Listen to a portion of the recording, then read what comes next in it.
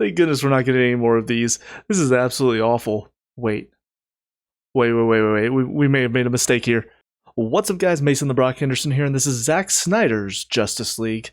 So yes, we're finally watching the Snyder Cut. I've only watched the original way back when, and this was before I decided to review any movies. Back then I was typically just focused on TV shows. But it has been several years. I only watched it the one time, so there's a lot that I'm not going to remember going into this. There are a couple things that stood out to me that I know for sure have changed, but for the most part, I'm not going to be able to call back on the original and go, oh, well, they changed this and this was good, or they changed this and that was bad change. So a majority of my thoughts here are mainly going to be focused on just this movie without the original in context. But I've decided how I wanted to handle this because I know this movie is 4 hours long. I know it's separated into several parts. And so after getting through the first two parts, I realized this is probably a good time to stop and talk about my thoughts so far. So we're basically going to be treating this like my typical 3-episode review where I watch an episode and then pause to do the review for that episode. Basically the same thing here. I'm going to watch 2 parts, stop and talk about it, and then watch the next 2, and so on and so forth. So we have part 1, Don't Count on It, Batman, and then we have part 2, The Age of Heroes. And so far, it's a pretty decent start.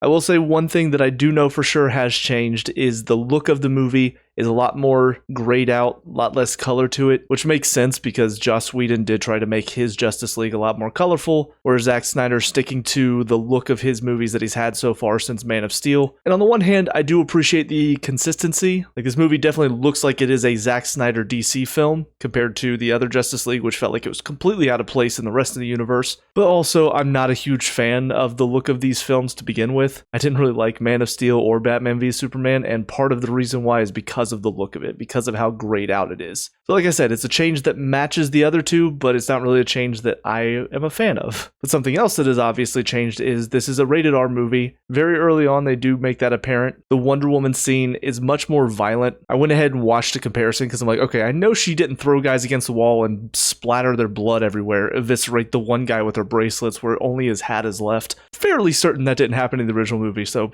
I did watch a comparison between those two. There are a lot of scenes that are stretched out longer. The slow-mo in a lot of these scenes is stretched out, which I think that's kind of a Snyder thing. If I'm not mistaken, it's kind of a meme that he does love his slow-mo. I'm kind of mixed on it so far. I'll see what else they do with this mature rating, because there are some moments where it does match the more grounded, more dour feel of these movies to have more blood involved, more violence involved. But at the same time, I think I'm also comparing Wonder Woman in this movie compared to what I just watched, Wonder Woman 1984. She's very different here. Trying to imagine the Wonder Woman from that movie, which was much more lighthearted, much goofier at times, to the one here that is absolutely tearing through guys. It doesn't really match up there. But when Steppenwolf is cutting through all the Amazonian warriors, I think having that violence does build him up as more of a threat. And on Steppenwolf, I think the change to him as well makes him much more believable to me. Because I do remember when I watched the original, Steppenwolf was the weakest part. The CGI on him looked terrible. His design wasn't great. It wasn't intimidating. Basically, the intimidating thing about him was he was strong. He was nearly invincible. This new design, the added voice modulation, the fact that they're allowing him to really cut through a lot of these characters and show the damage and the blood involved, it really makes him a lot more intimidating, to the point where him talking about the mother boxes, I remember that feeling like a joke in the original. Where's my mother box? It sounded stupid. In this one, I could imagine that line sounding so much more intimidating. Like with that distortion, the much deeper feeling to his voice, and just his look. You know, that armor that looks so much more intimidating, looks sharper. So much about him that I'm actually intimidated to see him on screen, compared to the original, which was basically a joke. And I'll also say, talking about the CGI a little bit, the CGI in this one still does look pretty fake, but there's something about it that looks more appealing here. I don't really know what it is. I'm not somebody who can talk in depth. It's kind of like when I talk about music. I can say whether I like a song or not, but I can't really explain what about the song I enjoy. Same thing here. I can't really go in depth about what they're doing with the CGI that looks better in this movie, because I compare both movies, they both have fake looking CGI. There's several scenes here where it's very obvious the actor is basically just standing on a green screen, and they're just putting everything behind him. It doesn't look like they're actually there. Steppenwolf does look fake still, but there's something much more appealing about this CGI that I'm buying it a lot more. I think the best comparison that I've come up with in my mind is you have 3 paintings of a bowl of fruit. One painting looks super realistic, basically looks like it is just a picture of a bowl of fruit. That's really cool, and it's very impressive they can do that. The other two don't look like a real bowl of fruit, but one has this style to it that does make it interesting to look at. There's something intriguing about it that does catch your eye. The other one looks like it's just attempting to look real, but it looks completely fake. But there's nothing different about it. It just looks fake. That's the best thing I can think to describe why my mind does like the look of the CGI more. I'm wondering if maybe it's just shot better. Like maybe something in the way that Snyder shoots his movies, it suits itself to work with the CGI, even if it does look fake. It still looks good. It looks appealing. But somebody will have to tell me, is there a reason why the CGI looks better to me than it did in the original? Because I am kind of curious to find out. But to talk about the story so far, I feel like they're building a lot more of this backstory between Steppenwolf and Darkseid.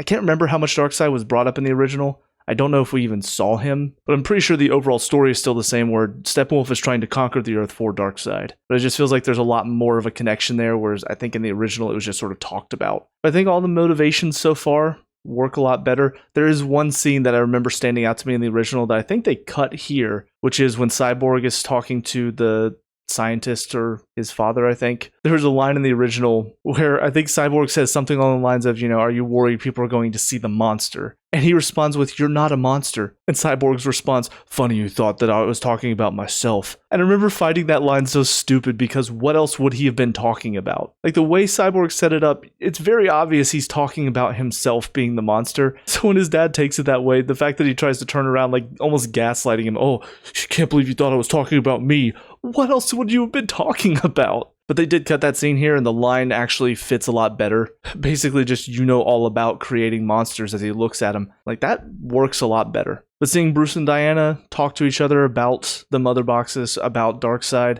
the history involved here, I think it was a very well done scene. The narration may be a little stilted, but I mean, that's Gal Gadot, so what do you expect? But I do feel like that scene in general feels a lot more epic from what I remember from the original. And once again does set up the danger that is posed if Steppenwolf does manage to get his hands on all the mother boxes, what it's capable of doing. I think is very well shown in that flashback. I also really enjoy the scene between Aquaman and Vulko, talking about taking his mother's trident and fighting for his people. Although, I will say something that popped into my head when he was jumping into the water the second time after saving the one guy on the boat. And I'm fairly certain that shot existed in the first movie too, but it just occurred to me, first of all, does he just go pick up random shirts from people that he just tosses away every time he goes into the water? And also, I remember that scene of him drinking the whiskey and then throwing the bottle on the pier. The way the waves are hitting the pier, they're definitely bringing those shards of glass into the water. Is Aquaman a litterer? Is the king of the ocean contributing to trash going into the ocean, the pollution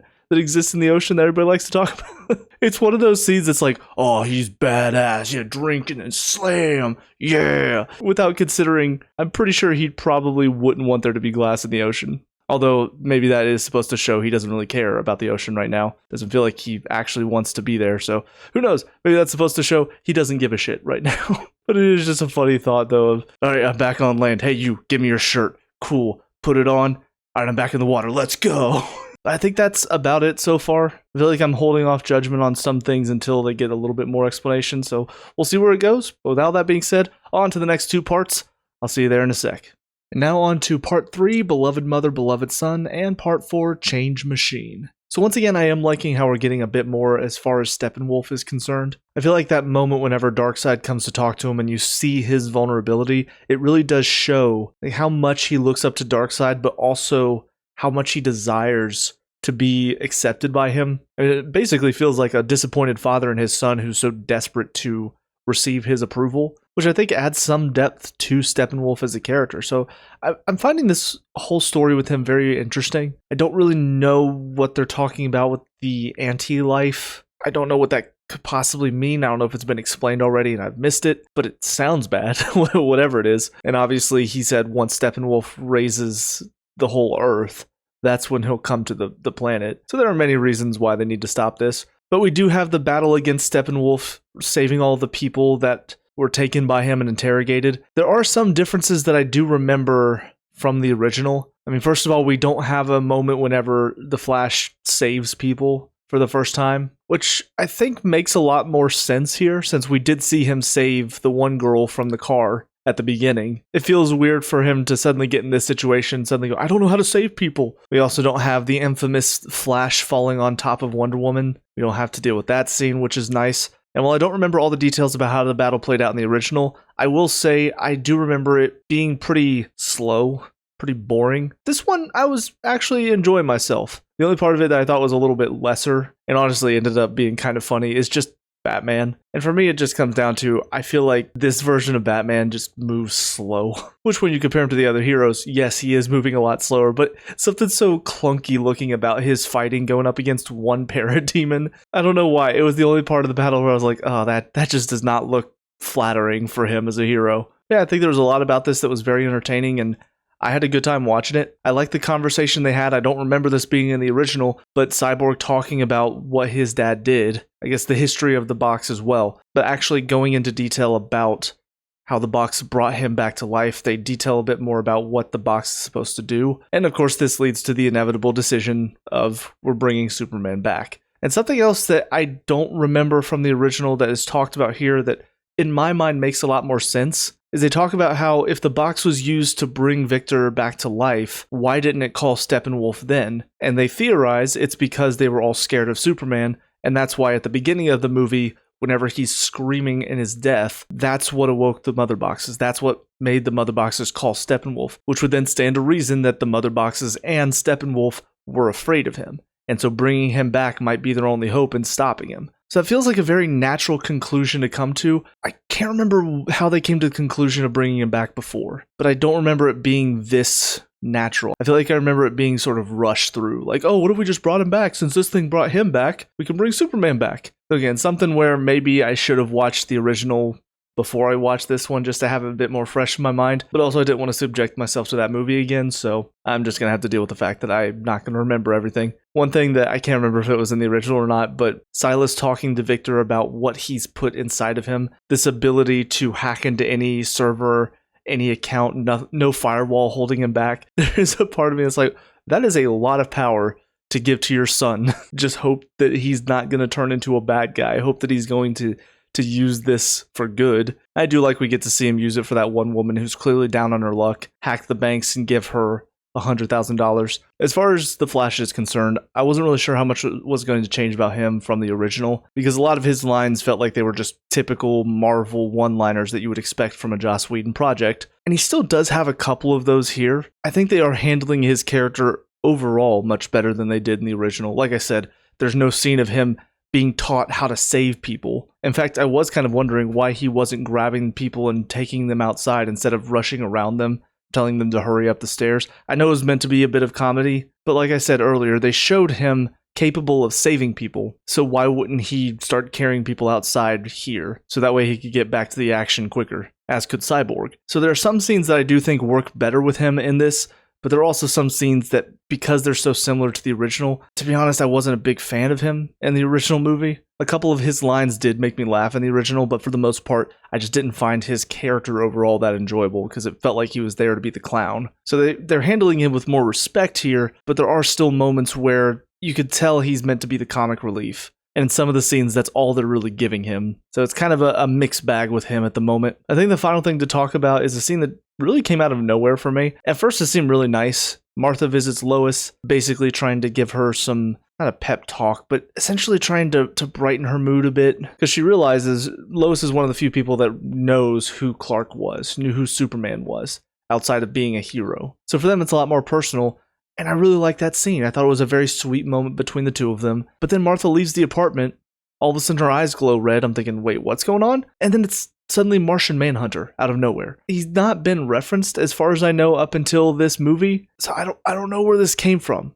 I don't know if they're suggesting Martha's always been Martian Manhunter. Like, he says Lois is going to be useful, which of course we know, since they're about to go revive Superman, we know Lois is going to be helpful in that sense. I don't know how they're going to handle his revival, but I remember in the original he wasn't all there mentally, and Lois was kind of what brought him back from his madness. So I understand why Martian Manhunter, assuming he knows that they're going to try to revive Superman, I know why he wants Lois to get involved, but from the narrative standpoint, where did this come from? Where did he come from? It's just such a random scene thrown in that I I don't know. For me, it caught me very much off guard, and I don't know if there's any sort of explanation behind it, but I found it kind of weird, personally. So maybe they will explain at some point how he knows about everything going on, how he knows about Bruce's plan. One other thing I did want to point out, because it just popped back in my head, Alfred in this one, I don't remember him being heavily involved in the original, but he has some great lines. I think my personal favorite moment is when Diana's making tea, and he offers to help, which of course she's like, no, I can do it myself. And as he's watching her, you could tell how pained he is. Not just as a butler, who probably makes a lot of tea, but also probably as a British man. And we know how much the British love their tea. So it's just so funny to see him watching her and start correcting her as she was messing it up. And eventually, once she goes over to the computer, he just makes it for her. I don't know, I just found it funny. And he had some other funny lines as well. Whenever Bruce was taking the hits on the arm and the bracelets that he designed, and they were absorbing the impact, and he realized it was working. I thought his reaction there was great too. But that'll do it for these two parts, so on to the final two parts and the end of this very long movie. I'll see you guys there in a sec.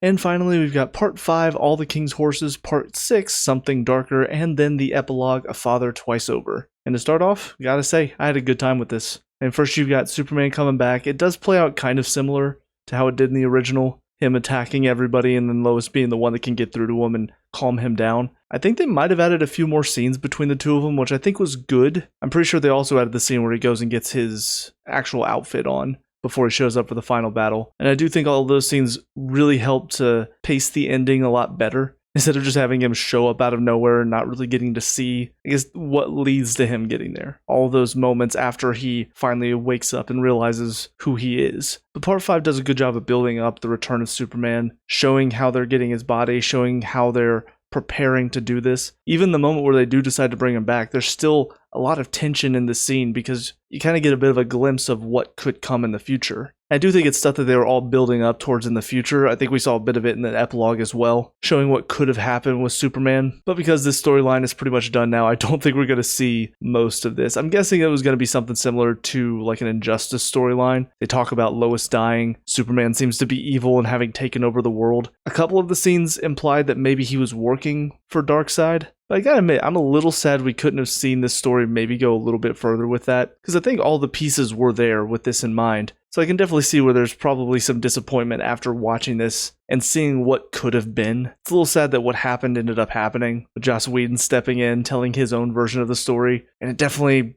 pumped the brakes on a lot of what I think Snyder was trying to tell here with this story. Now, would it have been good? Who knows? I can't say this was a flawless movie. I think some of the writing could still use a little bit of work. As I said before, I'm not a big fan of the grayed out look of this movie, how dull and depressed it is. They do have humor, but it feels more so all put into Barry. Very rarely do we get humor from other characters. And I do kind of wonder if he had been able to put this movie out, but had to cut it down to make it more theatrically pleasing, as in 2.5 hours maybe, what story elements would he remove to make room for all of the scenes that have to be extended by about 3 minutes because of all the slow-mo? But moving on to some of the other good stuff, I thought the final battle was really exciting, very intense as well. I'm also really glad they took out that one random story where this family is next to this nuclear reactor and they have to save all these random people in the process. It just felt so weird in the original. I'm kind of glad it just focuses on the battle. Now, in the battle, there are a couple of moments that do feel a little forced, like the fact that Cyborg had to hack into the mother box and Barry was supposed to hit him with electric charge.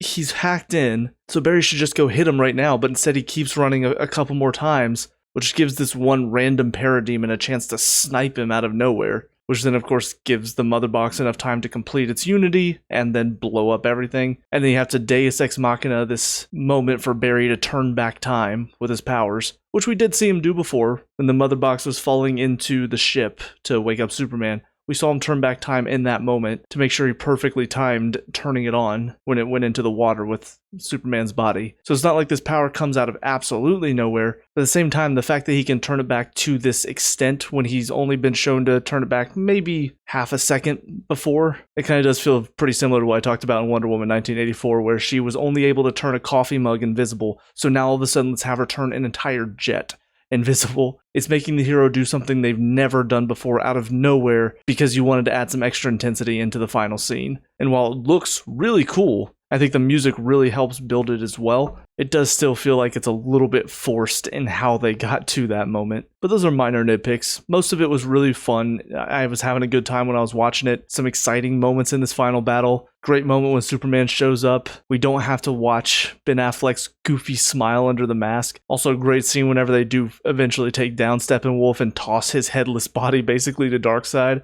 So a lot of this was very well handled, and like I said, it was a good time. It's probably the most fun I've had watching a DC movie, at least in this run of movies. I'm not saying this is better than Joker, but Joker was not really a fun movie to watch, you know? But last thing to talk about, I think, is one more shout out for the CGI. With this final fight scene, it just looks so much better. Again, I'm not going to say it looks real, that it doesn't have a fake feeling to it. Like I said, I don't know what it is that they've done, but it just looks better. It's more pleasing to look at. And like I said before, I think Steppenwolf is a huge benefit of the CGI in this movie. Because even in this final fight scene where they were kind of handing his ass to him, I was still intimidated by him. I remember in the original, as soon as Superman shows up, he basically becomes a joke. Just get bodied around, no problem. Here it's the same thing, but yeah, I'm still kind of intimidated by him. And then of course with Darkseid showing up, it adds an even more intimidation factor to it. Yeah, there's a lot about this that I think they handled so much better than the original. And I can understand why a lot of people are saying this is the superior of the two movies, because there's so much about it outside of the fact that it does feel similar to the other movies, whereas Whedon's was just completely different. There's a lot more about this story that I think works better, and it does feel like they put a lot more time and effort into this one compared to the other one, which did feel sort of rushed. Between CGI, dialogue, narrative decisions, so much about the original felt like they were on a deadline and had to get everything out quickly and just sort of said, sure, that works, and moved on.